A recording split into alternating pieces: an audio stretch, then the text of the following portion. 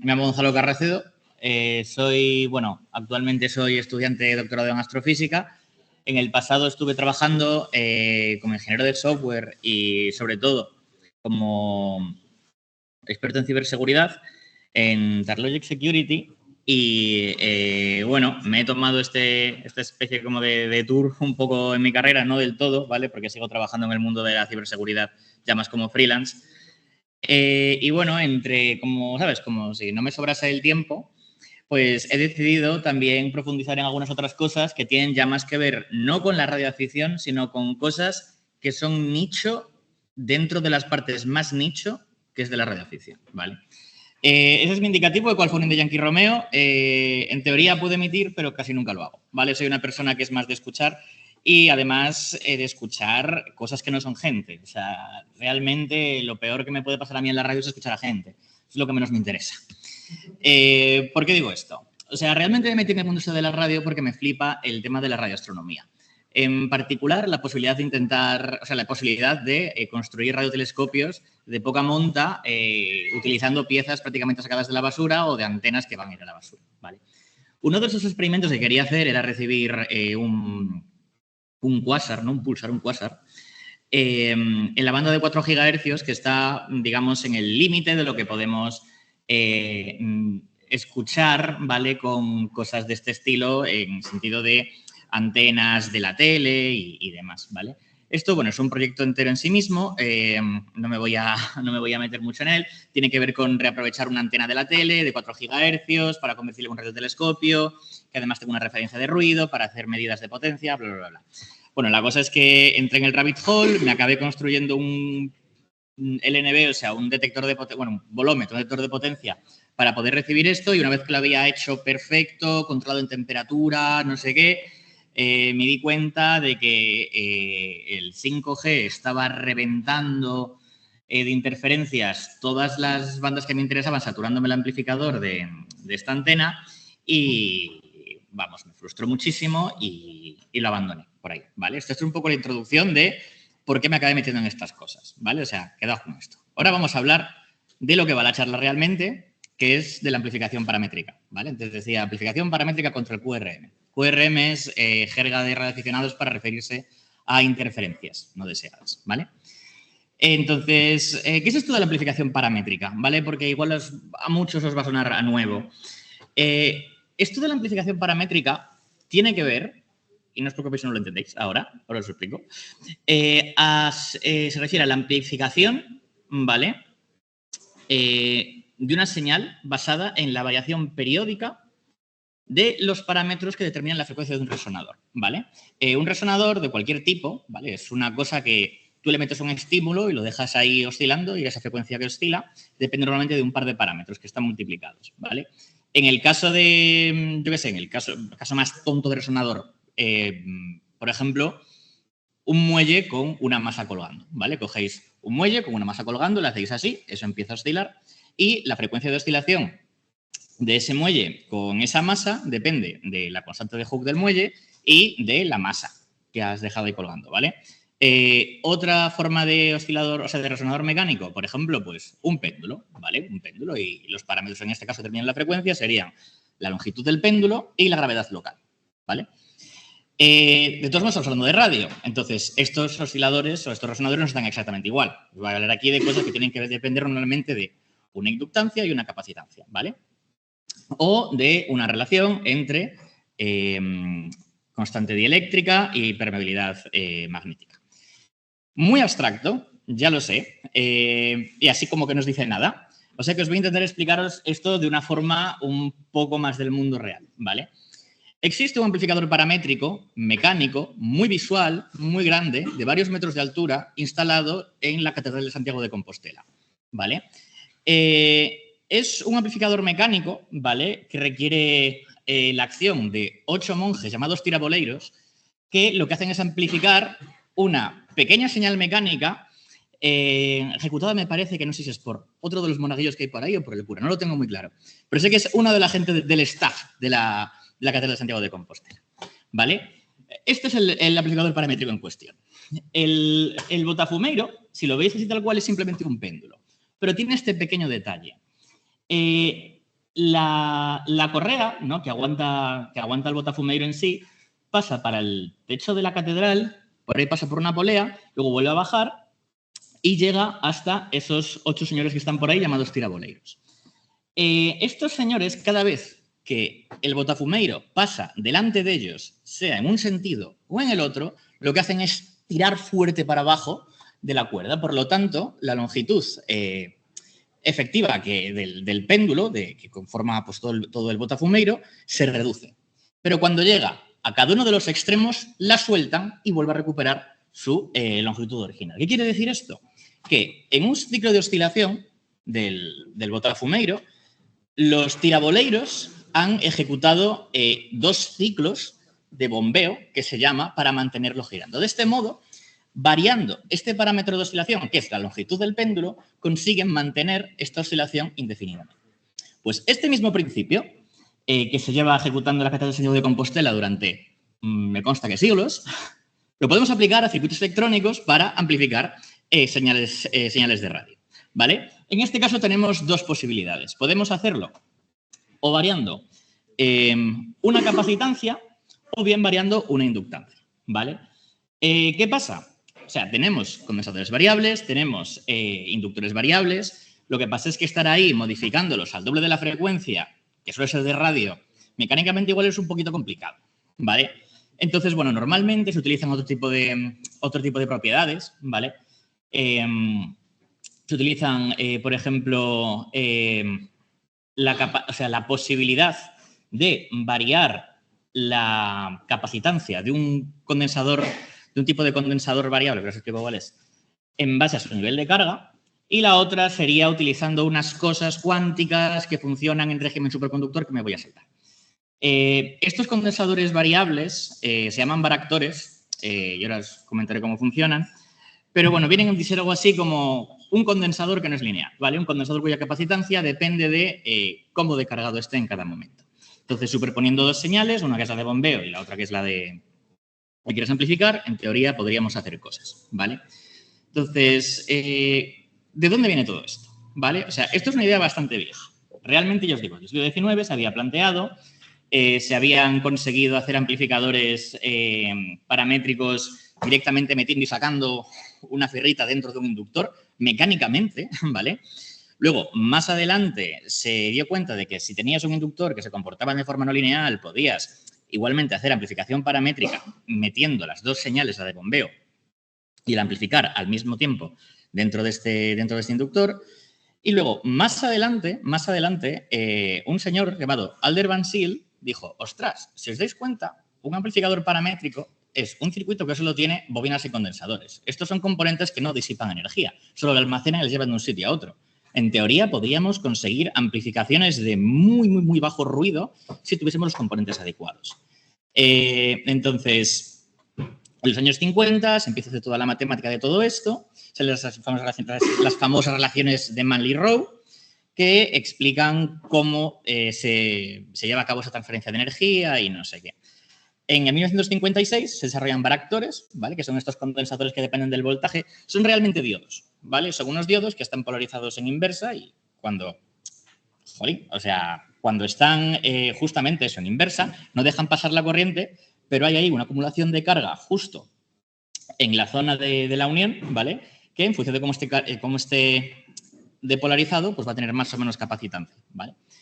Y bueno, al final se empiezan a desarrollar con figuras de ruido muy, muy, muy buenas, unos amplificadores con muy poquito ruido, hasta que llegan los 80 y se dan cuenta de que esto es una matada, porque hay que andar metiendo varias frecuencias y los amplificadores transistorizados se comportan casi tan bien como ellos y realmente,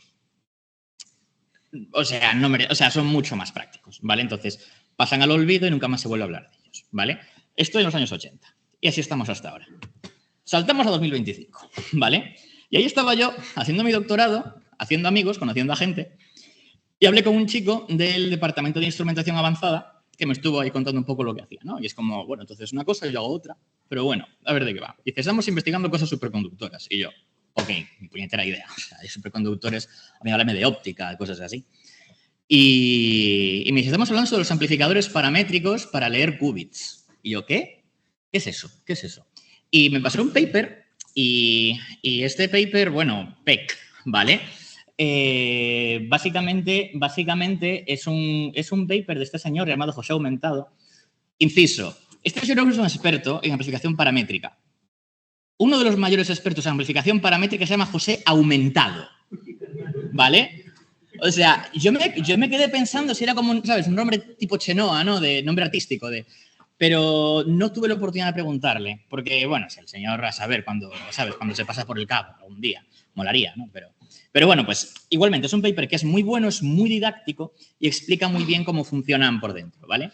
Pero lo interesante es que, en general, los circuitos para hacer amplificadores paramétricos son muy simplones. O sea, lo dicho, son un resonador, de los cuales uno de los componentes del resonador tiene algún comportamiento no lineal o se puede modular su inductancia, su capacitancia externamente e internamente, y a partir de ahí, pues, pasan cosas. ¿Cómo funcionan así en general, ¿vale? Este tipo de amplificadores. Pues tú a este resonador tienes que meterle básicamente dos cosas, ¿vale? Tienes que meterle, por un lado, la señal que quieres amplificar, ¿vale? Y una señal llamada de bombeo, que suele ser una frecuencia bastante más alta, que es la que proporciona la energía que se va a utilizar para generar la señal amplificada. La señal amplificada luego se puede obtener por dos frecuencias distintas. O bien por la propia frecuencia de la señal, que esta quieres amplificar, y bien por una frecuencia que es la resta de la de bombeo y la de la señal, que se le denomina Eisler. ¿Por qué se llama Eisler? Malas ideas, no lo sé. ¿Vale? Hay unas explicaciones, pero son muy malas. Si os fijáis, aquí pasa una cosa un poquito rara, y es que en el mismo puerto de señal, que es por donde entra lo que quieres amplificar, también sale, ¿vale? Y esto no debería ser raro. O sea, vosotros, dentro de un cable o de una línea de transmisión coaxial, que os estuve explicando antes, tenéis que pensar que la energía no tiene por qué circular siempre en una dirección. Puede ser energía circulando en una dirección y en la otra al mismo tiempo, ¿vale? No hay nada de raro en eso, ¿vale? Pues esta situación obliga a que hay que meter componentes adicionales para poder separar estas dos señales. ¿Qué pasa? Tú, cuando afinas la frecuencia de bombeo tal que la frecuencia de bombeo es el doble que la de señal, la frecuencia del Eisler también es la de la señal. Entonces consigues que ambas potencias se solapen y consigues todavía más potencia en una única frecuencia, lo cual te puede interesar, ¿vale? Esto es lo que se llama amplificación paramétrica degenerada y es un marrón, ¿vale? Porque es una amplificación que depende de la fase, tiene un montón de efectos, es complicado de estabilizar, etc. Pero es muy divertido para jugar. Entonces, nada, yo vi esto, me quedé alucinado, flipé y dije, buah, quiero hacerme un paramétrico. Quiero hacerme un paramétrico porque esto es una cosa muy rara. O sea, sé hacerme un amplificador cutre con transistores, GASFETs, no sé qué, pero esto es una cosa que yo no tenía ni puñetera idea. Y no hay documentación en Internet apenas, o sea, no se habla. O sea, es como que la gente se olvidó de esto, es tecnología olvidada, ¿no? De una civilización extinta. Pues nada, ¿por qué me interesa esto? O sea, en general son resonadores, ¿vale? Son resonadores, y entonces que resonadores van a ser amplificadores que van a ser sensibles a frecuencias, a un rango de frecuencias muy, muy estrecho. O sea, van a filtrar de forma intrínseca. Entonces, esto, para poder aislarme de este problema de interferencias del 5G y no sé qué, puede ser muy buena idea. Entonces, vamos a empezar poquito a poco. A largo plazo, me gustaría tener un amplificador paramétrico para estas bandas de microondas, ¿vale? La de 4 GHz, porque me lo propuse y porque soy tozudo, y la de 1,42 GHz, que es la del hidrógeno, ¿vale? Es la frecuencia de la transición microfina del hidrógeno, que es una muy mítica para hacer radioastronomía, que pronto va a estar contaminadísima también por interferencias nuestras y que, bueno, que es con la que puedes observar la Vía Láctea, los procesos de la Vía Láctea, hacer un montón de ciencia chula, ¿vale? ¿Objetivos a corto plazo? Pues a ver, son bandas de microondas, son un poco más lío. Me gustaría hacerlo con componentes discretos en frecuencias más o menos interesantes. Entonces, he visto, mirando componentes y demás, que lo más fácil era hacerme un demostrador degenerado, ¿vale? Es decir, la frecuencia de bombeo tiene que ser el doble de la de la señal por 36 MHz, ¿vale? Demostrar que puedo amplificar paramétricamente con esto y conseguir este efecto de ganancia que depende de la fase y una cosa que se llama compresión de ruido que no me da tiempo de explicar y me la voy a saltar, ¿vale? Entonces, bueno, os cuento un poco cómo fue todo esto. La idea era hacerme una cosa más o menos así, ¿vale? El paramétrico va a tener dos puertos. Va a tener un puerto por el que entra la potencia de bombeo y otro puerto por el que entra la señal a amplificar y rebota reflejada. Para poder separar señal incidente de señal reflejada y amplificada, necesito un componente pasivo de RF, o sea, de radiofrecuencia, que se denomina circulador. Es una cosa muy tonta, ¿vale? O sea, es un cacharro con 3 puertos, la potencia que entra en el puerto 1 sale por el puerto 2, la que entra por el 2 sale por el 3 y la que entra por el 3 sale por el 1, ¿vale? Eso es lo que hace. Entonces, nada, pues yo por el circulador le metería por el puerto 1 las señales que quiero amplificar, me salen por el 2, entran en el paramétrico hace sus magias y la señal amplificada rebota, entra por el 2 y llega al USRP, que es un receptor SDR que tengo en casa para estas cosas. Y luego, para el bombeo, pues tengo lo mismo, ¿vale? Solo que aquí realmente el circulador no está tanto para separar señales reflejadas y tal, sino más bien pues para que la señal de bombeo, o sea, va a estar siempre muy desadaptada, lo que me refleje no me fastidie el oscilador que estoy utilizando para alimentar todo esto, ¿vale? Son 86 MHz, ¿vale? Tiene que ser generado, frecuencia de bombeo tiene que ser el doble, 62 MHz, ¿vale? Si hacéis la cuenta, tiene que salir eso, ¿vale? Entonces, vale, ¿qué vectores utilizo? Pues voy a utilizar unos que he visto por ahí que llegan hasta 10 GHz, pero cubren un montón de frecuencias distintas, que son los SMV 123X, ¿vale? Los 1231 llegan a frecuencias muy altas, los 1237 a frecuencias más bajas, pero tienen más capacidad. ¿Vale? Y este es un poquito el montaje que iba a hacer. A la derecha está el inductor y a la izquierda estaría toda la capacitancia de mi circuito, ¿vale? Al mismo tiempo, lo que utilizo para controlar esto, ¿vale? Y bueno, para poner el varactor en el punto de operación exacto, ajustar finamente su capacidad media y a partir de ahí hacer cosas. Y sintonizar, en definitiva, el resonador. Esto es intuitivamente, yo lo hice así, ¿vale? No me parecen las matemáticas, fue un error, ¿vale? Pero bueno, en aquel momento me daba un poco igual, tiene que hacer otros circuitos y digo yo, oye, como tengo que mandar a fabricar cosas, me hago un circuito cutre y lo cuelo con el resto del batch y a ver si consigo amplificar algo, ¿vale? Esto fue el primer intento, no funcionó para nada. O sea, es decir, no tiene sentido hacerte un circuito y no hacer las matemáticas antes o no hacer simulaciones, ¿vale? Entonces, hice un segundo intento, ¿vale? Esta vez lo hice con el KiCad, lo simulé bien, no sé qué, tuve que andar tocando cosas que no entendía muy bien en ese momento, ahora las entiendo, ¿vale? Pero bueno, las simulaciones efectivamente me decían que tenía una ganancia que dependía de la potencia de bombeo que estaba metiendo, ¿vale?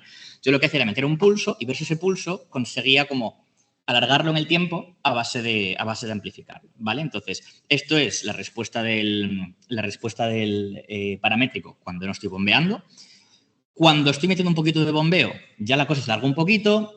Cuando meto más bombeo, la señal reflejada como que dura más y así, ¿vale? Y en espectro, pues puedo comprobar que efectivamente cuando la señal de bombeo, o sea, cuando no tengo bombeo, o tengo un bombeo pequeñito, perdón, la señal reflejada es algo, ¿vale? El ruido que estoy metiendo empieza como a reflejarse, pero cuando meto mucho más bombeo, pues la cosa ya, en fin, se comporta casi como un oscilador y es un poco lo que debería suceder, ¿vale? Este fue el primer montaje de prueba, o sea, esto fue el primer paramétrico que hice con su cajita, su no sé qué, sus componentes. Ese es el mismo esquema que visteis antes. Y esto era todo el montaje experimental, ¿vale? A la izquierda está el circulador de señal, a la derecha el circulador de bombeo. Lo de que hay ahí de metalizado es como un amplificador de red, realmente, ¿vale? Para que le llegue chicha para bombear. Y el resto, pues nada, eran el resto de cosas, ¿vale? La señal de entrada y la amplificada. Y los resultados, bueno, según un poco aquí, ¿vale? Cuando lo encendí, efectivamente vi que aparecía ese pico que había simulado antes y cuando metía señales a la, bueno, cerquita de la frecuencia de diseño, veía que estas se amplificaban. Si os fijáis aquí, espera, voy a ponerme aquí. Si os fijáis aquí, bueno, esto es el software utilizado para hacer estas cosas, XDIG, ¿vale? Cuando le meto una señal sin amplificar, pues se ve reflejada y se ve aquí que es un poquito débil. Pero cuando lo enciendo, la señal reflejada es mucho más potente y al mismo tiempo aparece reflejada en el espectro alrededor de la frecuencia que quiero, o sea, la frecuencia de diseño. Esto es un comportamiento esperable de este tipo de amplificadores cuando funcionan en modo degenerado, ¿vale? Esto en cuanto al espectro. O sea, el espectro parecía que la cosa se comportaba como debía. Y luego, en cuanto a potencia, pues nada, he observado que había picos de ganancia de 30 decibelios, es una salvajada, es multiplicando la potencia por 1000, pero no era estable, ¿vale? O sea, aquí lo que tenéis aquí abajo es cuando tenía el bombeo desactivado y lanzaba unos pulsos, ¿vale? Encendía, apagaba, encendía, apagaba, y luego cuando encendía el bombeo, ¡prum!, había como un pico de ganancia, tardaba en estabilizarse y le afectaba mucho la temperatura, ¿vale? Lo desactivaba, otra vez, pulsitos sin amplificar, pulsitos amplificados, etc. Entonces, bueno, muy bien, pero muy inestable. Esto simplemente vale para demostrar que la amplificación paramétrica existe. Puede ser más infernal o no, pero existe. Aquí lo que hice fue aprender de las matemáticas, entenderlo todo muy bien, no sé qué, y me decidí a hacer un tercer invento con menos componentes diferentes, todo más simplón, y me quedó una cosa así, ¿vale? Tenía que meter muchos varactores, tenía que meter mucha capacitancia, muy poca inductancia para que funcionase, digamos, más o menos bien y amplificase al máximo posible. La plaquita esta vez me la corrí un poquito más. Esta es la tercera iteración, ¿vale? Ya fabricada y realmente aquí ya funcionaba bastante bien, ¿vale? Aquí para hacer la prueba lo que hice fue inyectar una señal de FM, ¿vale? Todo esto es metiéndolo por cables, no estoy emitiendo en ningún lado, todo esto es por cables. Ya. Todo esto es por cables. Entonces, nada, lo que veis aquí en débil es la señal que quería amplificar, ¿vale? Sin amplificar, y eso es cuando enciendo el bombeo. Había metido aquí una grabación, creo que la puedo reproducir. Vais a ver cómo suena cuando está la bomba desactivada y cuando empieza el estribillo de la canción. Cuando lo enciendo, veis que el ruido que tiene la señal, debido a que era muy débil, desaparece y se escucha perfectamente. Que no sé muy bien si se va a poder escuchar.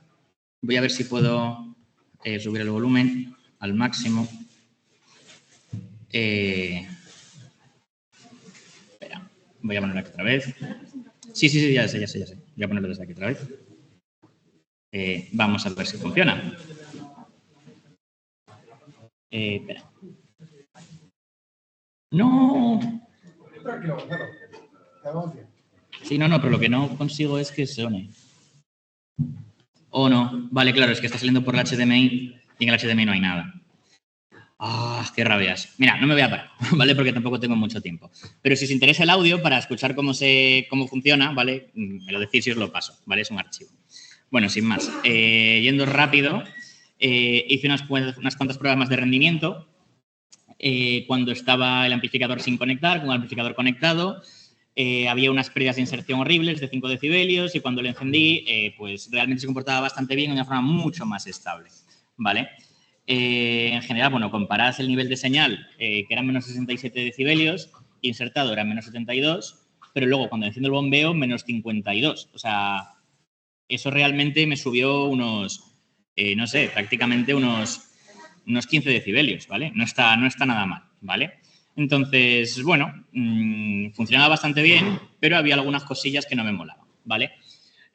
Conclusiones. Es posible, se puede hacer funcionar, todo esto tiene muy buena pinta, pero el amplificador realmente estaba funcionando al revés de como yo me esperaba, o sea, tiene que meter la señal por un puerto y el bombeo por el otro, pero realmente solo funcionaba al revés.